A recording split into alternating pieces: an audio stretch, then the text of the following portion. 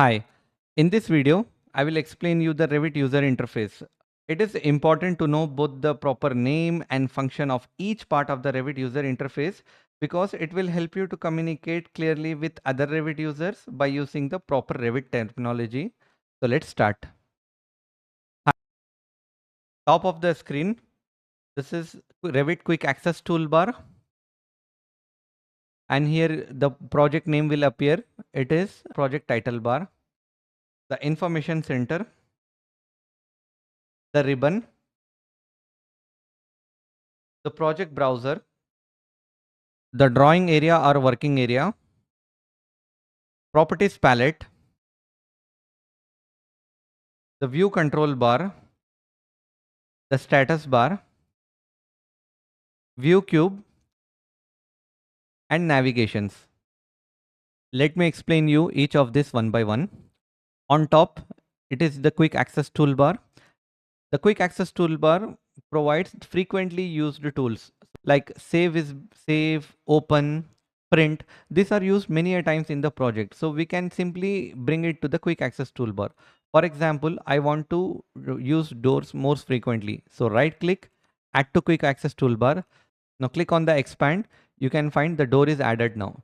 Same like for any other tool like window, right click, click add to quick access toolbar or go to the systems tab for MEP and try to add duct. Right click, add to quick access toolbar and expand. You can find the duct option is now here. Again, quick access toolbar can be easily customizable. It is not fixed. So click on the drop down, go to the customize quick access toolbar.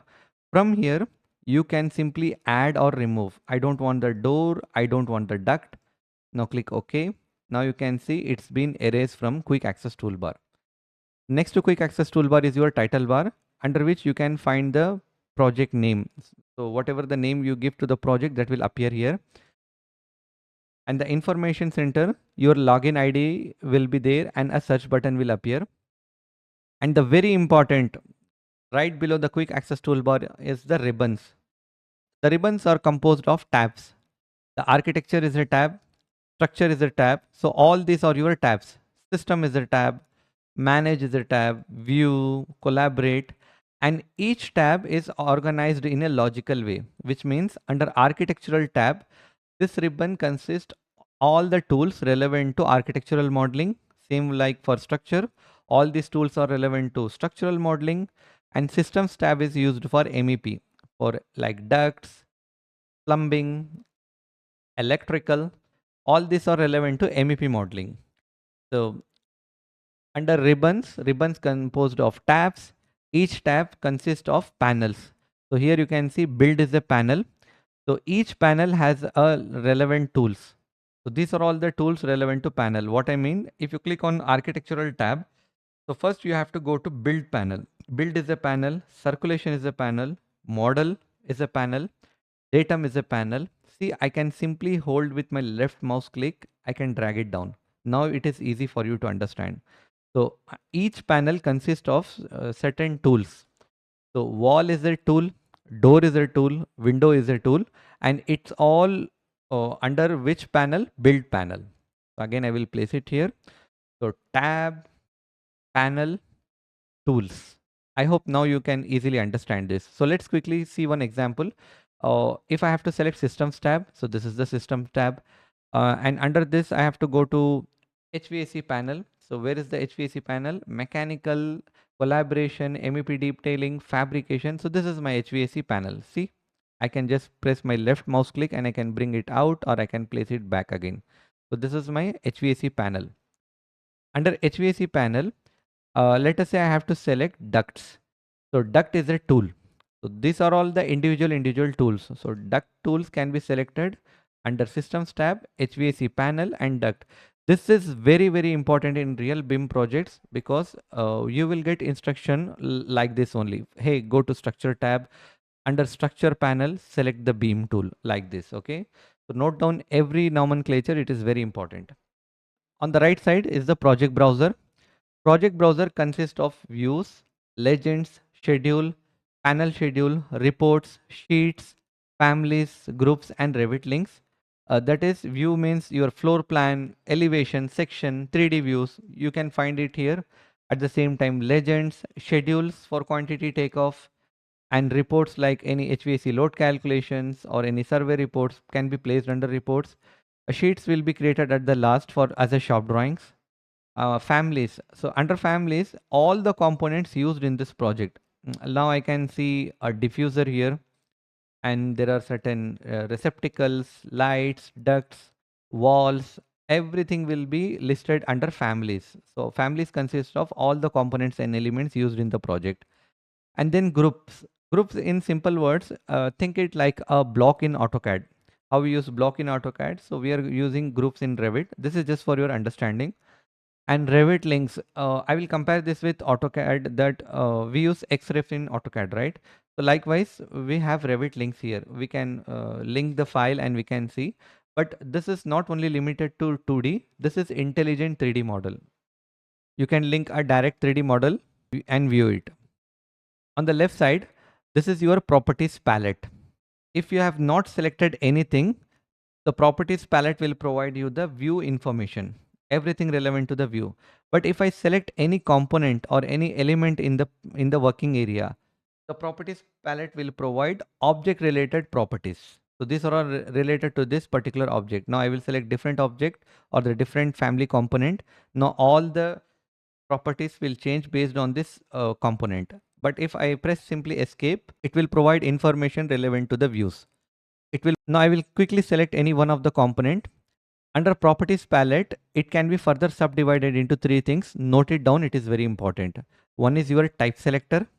Here you will find different types of the same component. So right now I have selected the diffuser. There are different types of diffuser here. Again, select the duct, drop it down. So you can see different types of duct components and families types here. Likewise, the second thing is edit type. So this is your type property, or sometimes it is called as edit types and type properties.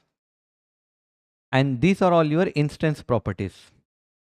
So type selector, edit type or type properties, and rest of the things are instance properties related to the instance. At the center, this is the model area or the working area where we will create our entire model. And this is your view cube. And this is your navigation bar. We will see this in our upcoming videos. And below, this is your view control bar. It consists of scaling. You can scale the project and detail level. For example, if I just zoom in here and click on course, now see the entire plan is changed into single line diagram. Actually, this is not converting anything into line. It's already a duct here, but it just gives the representation as a detail level to a single line. So if I press fine, now again it will convert to 3D model. And next to it, this is your visual styles. So you can give wireframe, hidden. So all this graphics control will be available here for the ducts and everything. And hidden views, you can hide, unhide, everything relevant to the view control. And this is called as view control bar. And below it, it's the status bar. Under status bar, wherever you hover over, just notice down here, it will give you instruction what is your next move would be. So if you just select, for example, go to systems, select the duct. So the click to enter ducts from start point. So once I give a start point, now again it will ask you enter duct to the end point. So it will give you every information about the tools you are using. So this is very important. Always pay attention on the status bar. 3D. Apart from this instruction, status bar also have worksets, design options, selection setting defaults for the program. And one more important thing, if I just select a door or just go to the systems tab and select the duct, you can see certain options are available. This is optional. That is why it is called as options bar. If you select any of the tool, it will give you some optional settings like the levels, width, height. And once you press escape, the options bar will go away. And lastly, the file menu or the file drop down. So once you click here, it provides all the basic office tools like new, open, save, save as, print. And there is an option button.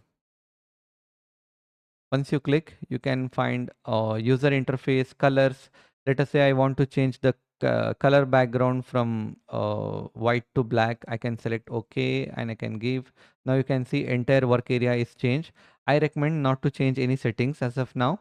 So leave it as per the default. Again, I will go to colors. I will just change this to white. Click OK. So this is all about Revit user interface, which is very important. Hey, so can you do a few things? First, hit the like button, then go to comments and give me a thumbs up. And the third, go to my channel and click subscribe. And then only YouTube will push my videos to you. So this is a part of a series video and I am bringing more content on this particular course. So stay tuned. Thank you. See you on next video. Bye.